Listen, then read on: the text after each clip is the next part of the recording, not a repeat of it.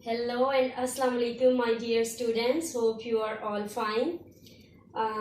It is our third lecture of English, and the topic which we are going to cover today is done on your workbooks, page number 24.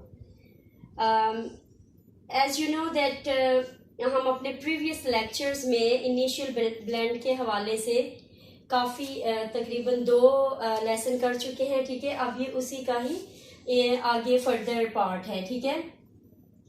Topic first we will read topic which is about initial blends, ठीक है। अब statement क्या है? Make words by using the given initial blends.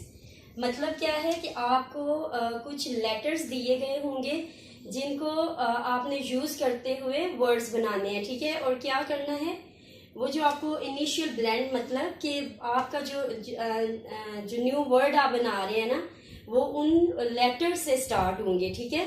जैसे कि आपको previous lectures में teacher बता चुकी हैं। अब हमारे पास न्यू लेटर्स क्या हैं?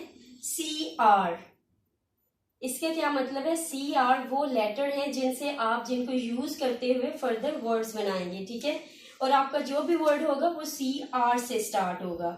फर्स्ट वी हैव, पहले आपको साउंड भी पता होनी चाहिए। सी आर इनकी कलेक्टिव साउंड क्या है? खर, खर, ठीक है। C R O W, crow.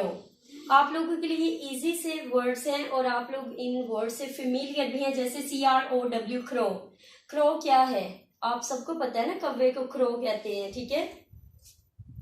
उसके बाद नेक्स्ट वर्ड जो आपके पास है सी आर से, C R O double S, cross, ठीक है। क्रॉस के वर्ड से भी आपकी फेमिलियरिटी है। जैसे आप लोग जाते हैं तो आप लोगों ने रोड क्रॉस करनी है, मामा आपको कहती हैं बेटा क्रॉस द रोड केयरफुली, ठीक है। क्रॉस मतलब पार करना, एक जगह से दूसरी जगह जाना।